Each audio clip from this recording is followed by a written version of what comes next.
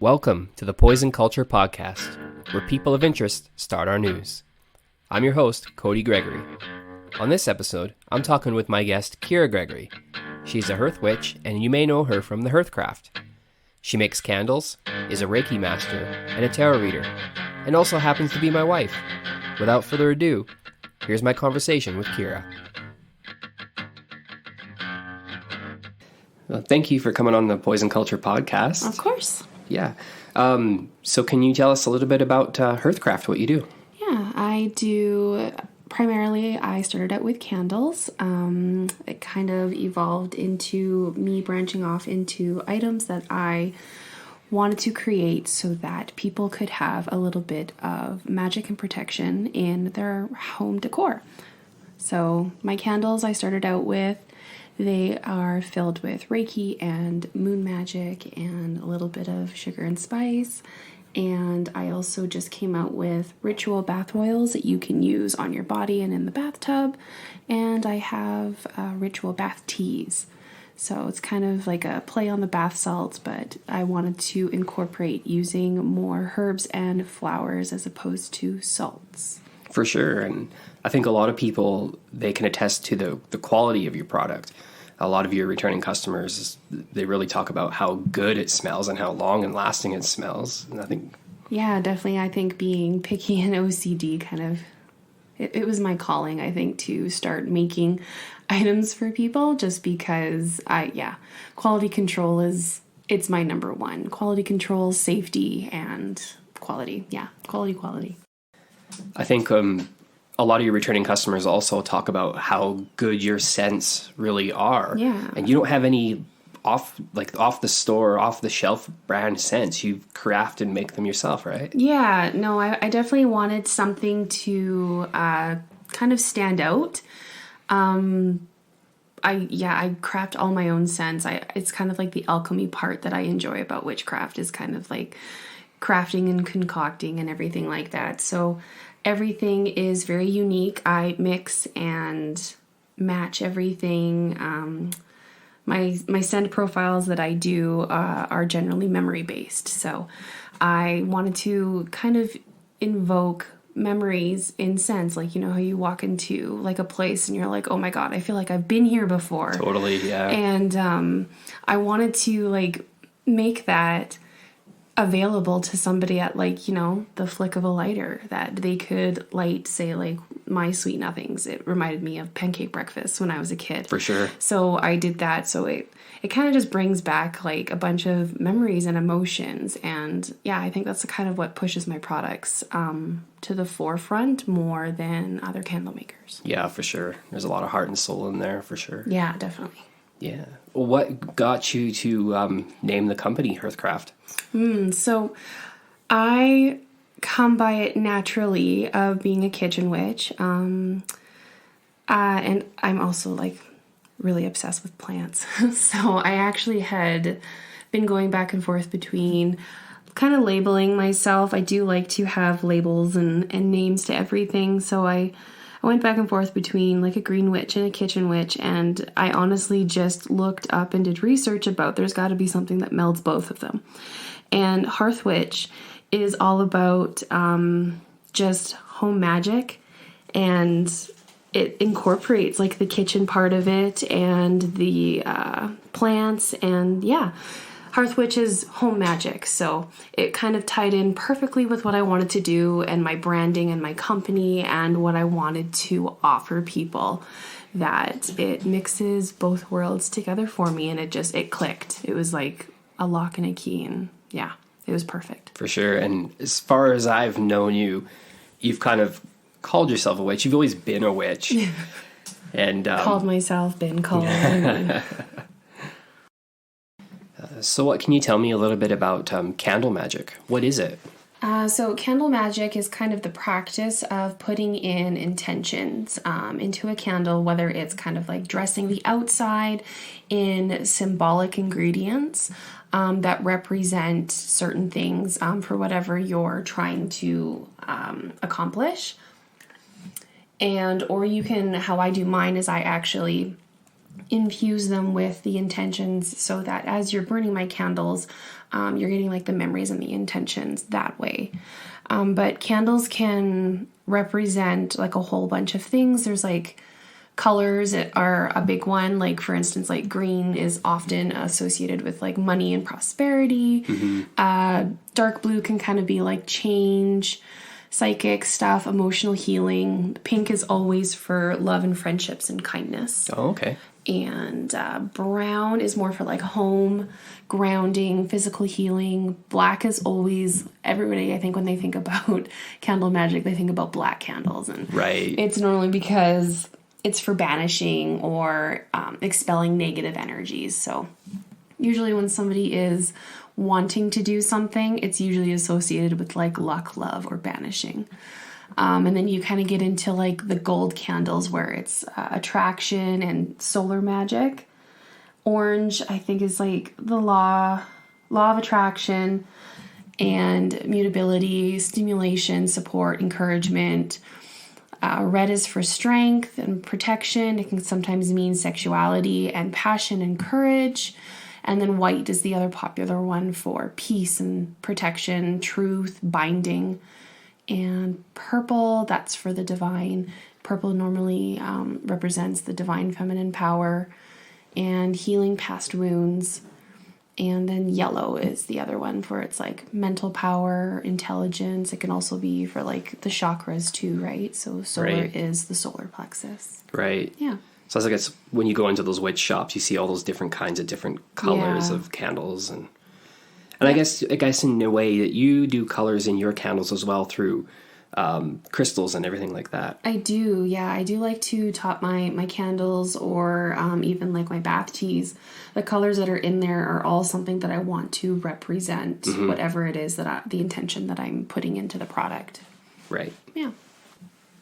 And I guess there's like so many more aspects to candle magic as well, right? Like one of the, I think my main focal points when I was doing them was the elements. Right. It's pretty apparent that the elements of a candle are fire, obviously. You need air. So that's two of the elements. And then me putting in the crystals and the flowers or the herbs are part of the ground part, so the earth part. So I had 3 of them right off the bat. And that's kind of what made me go in the bath ritual direction, because I did want to incorporate the water aspect. Oh, yeah, yeah. So having all 4 elements represented is very powerful for when you're creating an intention. And it's a balance. Right. So I've been going to the witches markets with you to help you sell your candles. And I think I've been really blown away by the different amount of people and witches that are there. And some of the most nicest people that I've ever met. Absolutely. And do you think, like, in today's society, like, being called a witch, I don't think it's actually a bad thing anymore, is it? No, and I don't think it's ever been a bad thing. I truly think that we're coming into an age where the old stigmas and, dare I say, religious influenced thoughts are either starting to be seen for what they are as just personal thoughts. And there's a lot of people that are kind of like finding their power and just saying, F it. I love going to the markets and meeting either like-minded people or people who have an open mind that want to know about this. It's actually refreshing, I think, the more that I get into being comfortable calling myself that or being called that the amount of people that find you or you find to make it seem like we've all been a family for this whole time, but it's like, for some reason, been like a secret family. Yep. And like as we go on, I think the generations, as we progress, people are they're getting that F it attitude. People are coming into who they want to be. They don't give a rip what anybody else thinks or has to say about it. And I think it's, putting people for a loop, especially those that have, albeit strong opinions or thoughts or whichever, concerning what other people do with their lives. Yeah. So yeah, I absolutely agree that as we're going on in the years, that it's not changing. I think people are becoming more comfortable. Oh, for sure. You know, and I think it's like the old stigma where it's like the hocus pocus or the practical magic witches, but it's like, it's not Hollywood. Like No. it's people trying to find themselves. Yeah. And I think there's a lot of people out there that are getting more comfortable to find themselves. Definitely. Like, I think the greatest thing that I have learned that there is a difference between paganism, witchcraft, and Wiccan. Obviously, two of those are religious followings. Right. Whereas witchcraft, in my opinion, it's a lifestyle. It's a way of life. It's how you choose to eat, sleep, and breathe when you are up during your day. It's how you, as a person, as a being, want to be at the end of the day. It doesn't really have much to do with who you worship, who you follow, what spells you do, what rituals you do, or that you even have to do any of that. It really is, in my opinion, it's a lifestyle. Absolutely. I mean, like as I was saying before, like you say you're a Hearth witch, right? You practice Hearthcraft, right? Well, it's all about the house, home, cooking, the greenery, all that. And like, I know that to be true of you.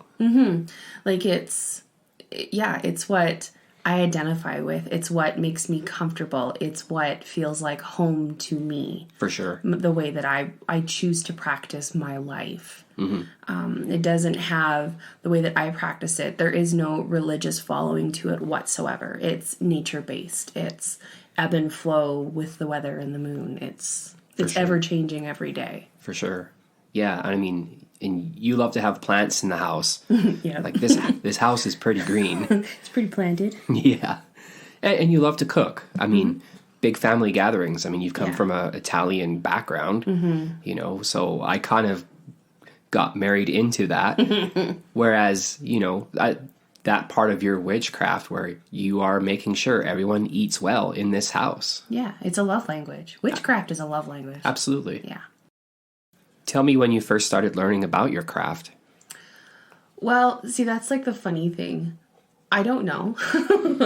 I have always been attracted to that way of life, that way of living, that way of carefree freedom to be who and what you want when you want. Yeah. I more, instead of just learning about my craft, I made my way of life my craft. I chose what felt intuitively good for me. Like if I woke up one day and said, I want to do something for the house to bring in more balance. Yeah. You know, if emotions were high, I feel like this, house needs a good clearing, maybe a little self-protection, because I intuitively felt that that's what it needed.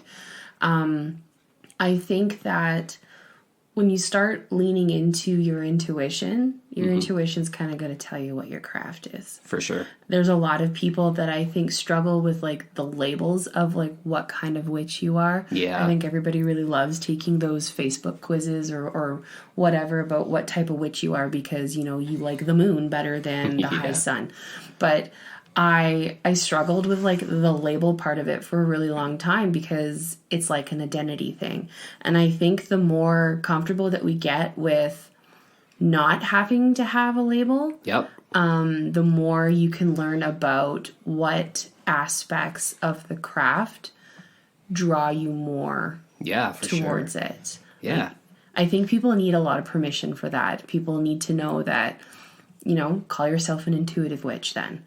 You know, today I'm going to be all about the moon. Right. Next month I might be all about greenery or kitchen stuff. Yep. I identified more with like the hearth part of it just because home, like you were saying with like the family gatherings, home has always been my epicenter. That has always been my core. And it just intuitively made sense for me. Do I always follow that? Nope. No. Nope. Yeah. Some months I'm way more of like a lunar witch. I follow more of like the moon stuff. And like the next month, it'll be more of the green thumb, me putting more of like green witchery into my products and my business. And yeah, I think people just need to give themselves permission to just ebb and flow. The craft is a lifestyle, not a label. I know you were just talking about clearing houses and all that. Like, how do you clear our house? How do I clear our house? I like to do it a multiple of ways. I like to establish cleaning up the clutter. Clutter holds a lot of negative energy sometimes, like I think there's a saying where you are what you are surrounded by. And so that is usually like my foundation. I'll make sure that like our house is like clutter free, clean. We clean up the doom piles. And then I wash my floors. I don't do anything special with like putting in certain herbs, or I know you can put in certain stuff in like the floor wash. I get everything all nice and balanced and clean.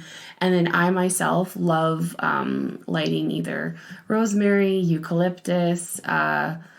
My favorite though is Palo Santo. I love the smell of it. I always have. I do too. Yeah, and I just go room to room. It's important to have the windows open because you have to think of it as like pushing out the bad.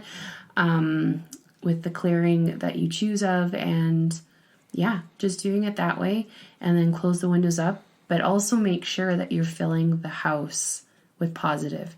Otherwise it's just going to be an empty void, and it's going to feel uncomfortable, like sterile. Yeah, don't underestimate the positive intentions. Absolutely. It's yin and yang, right? If you're going to get rid of the negative, be sure to follow it with positive. Right. So I normally will pair it with, like, we'll have a family game night or a movie night or something that'll bring, like, a lot of high emotion in the positive sense. And I think that just kind of, like, cherry tops how I clear the house. For balance. Sure. Yeah. Do you put cinnamon out in the front door and all that? I do. I do enjoy that little ritual the first of the month where you blow cinnamon into the doorway and you say a little affirmation about abundance and wealth is going to find you in your home at the expense of none to others. And yeah, it's one of my favorite things. I'm actually coming out with a brand new product with that. So. Ooh, do tell. Who knows? Well, I don't want to like give it away, but it might be out by the time this airs. I don't know, but it does have something to do with cinnamon.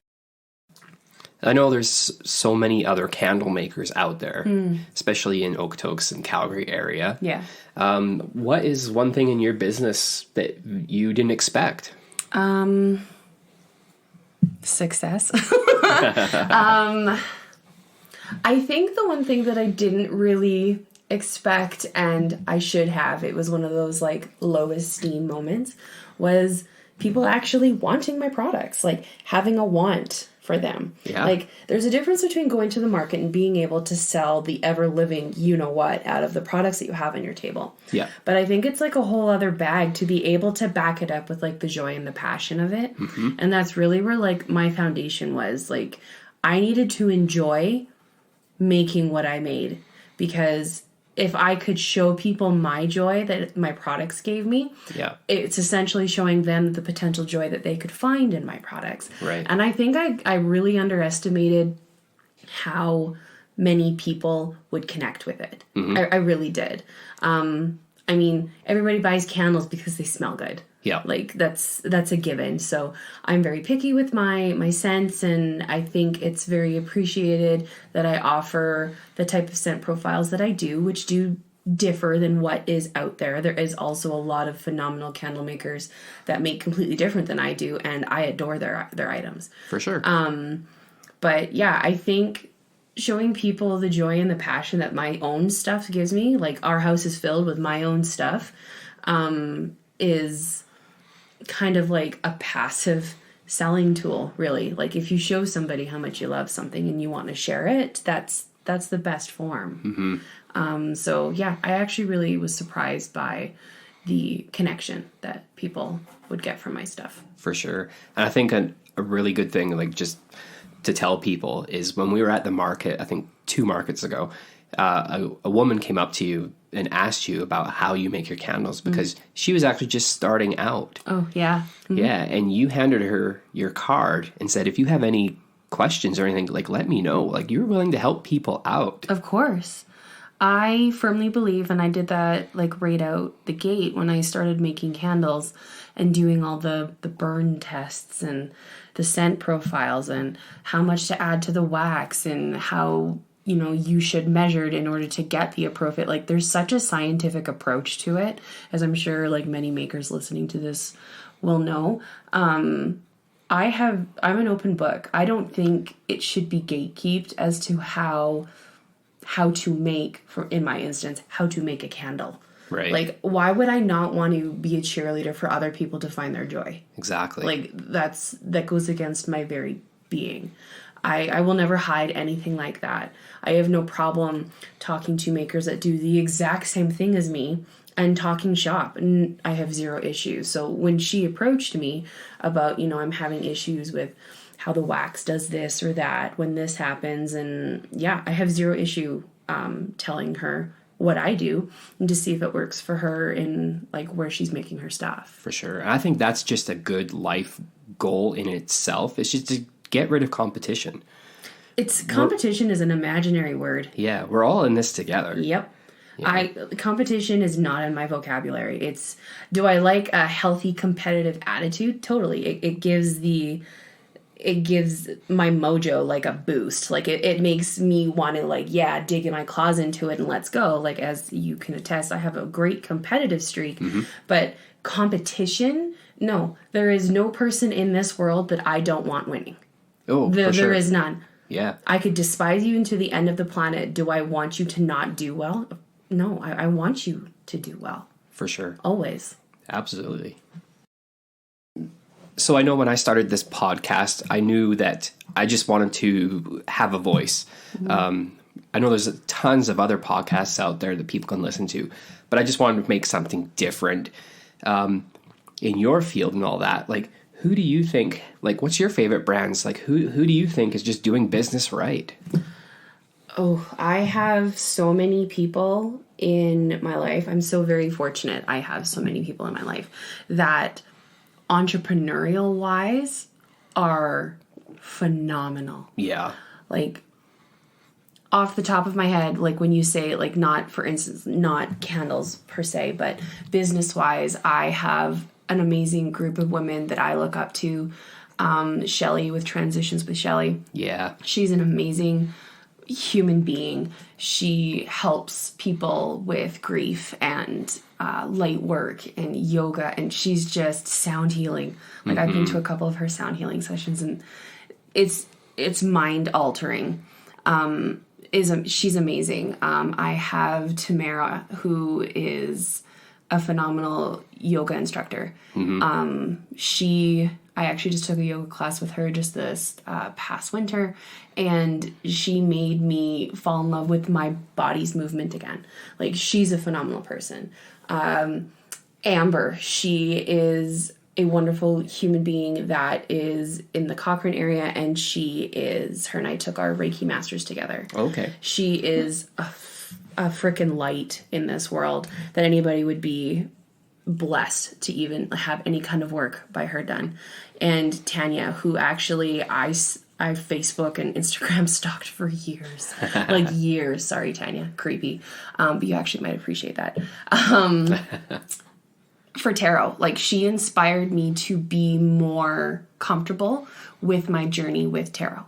Yeah. And her and I also took our Reiki Masters last summer together. And yeah, so like, entrepreneur wise, I am blessed to be absolutely surrounded by phenomenal female entrepreneurs that way.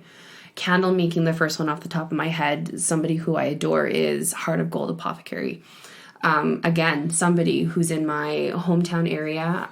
Her candles come with beautiful crystals and beautiful adornments on top, and I feel no competition with her at all. She makes phenomenal items that I buy. Yeah. Like, I want to support everybody, and she is a beautiful human being in the inside and out.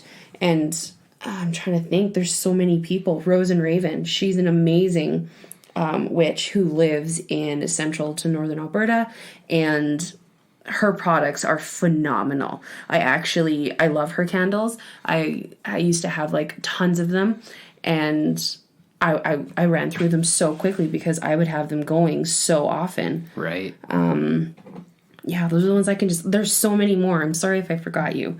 But yeah, there's so many more that I'm so thankful to have been either inspired by in one way or another, or just blessed to watch. Even going to the witches markets with you in Calgary. Yeah. There is so many good creators in our area. It's phenomenal. Oh, I know. Like, it's hard to keep your wallet in your pocket when you're there. Yep. Oh, yeah.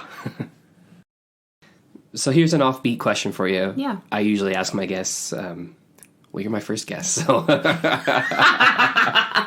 Preemptive. Yeah. If you could have coffee with any historical figure, who would you choose? I know for myself, it would probably be Blackbeard. Yeah, I know. You know, I'm a pirate freak. Yeah, for sure. But who would you choose? That's a tough one. The first name that popped into my head was RBG, Ruth Bader Ginsburg. I would love to just shoot the shit with her. Absolutely. I would have loved to have been able to do that. I think her stories, I bet you the stories that she had of just like her position in life and everything that she went through and did for really everybody, but particularly like the female. Yeah. I think her stories would probably just be, I think, get like a good bottle of wine in her and the stories would just be rolling. I think they would be absolutely phenomenal and hilarious. That's a good answer. She's got a dirty streak. We all know it. So what can people expect next from Hearthcraft? I'm definitely going to be continuing just intuitively diving into the home items. Yeah, I'm going to have a bunch of new products dropping here probably fairly soon after this podcast. Just things that make witchery like an everyday thing. Oh, for sure. Like to remind people that, you'd probably be surprised about the everyday witchery that you already do. And so I want to make sure that everybody has access to that. So if you can't have flame or smoke in your area, but you still want to do this, I want to have options for those type of people. Oh, yeah. So we're going to be coming out with a whole bunch of items that people can rely on to be able to get their everyday witch on for comfortably. Sure. Definitely. And where can listeners come to support you? Where are you online? I'm on Instagram primarily. That's kind of my drug of choice is Instagram. I do believe my handle is at @the_Hearthcraft. And you can find me on Facebook too, but honestly, Instagram is kind of where I go primarily. I do have a TikTok. I have fun with making the reels and everything like that. And the same thing, my handle is the Hearthcraft on TikTok. But yeah. Right on. I do have a website too. What's your website? www.thehearthcraft.com. Yeah. Cool. Well, thank you very much for being a part of the Poison Culture podcast. Anytime. Thank you again for Kira for coming on to the Poison Culture podcast. I hope you enjoyed this little look at the Hearthcraft and Hearth Witchery. Find us on Instagram at Poison Culture Podcast. As always, until next time, stay spooky.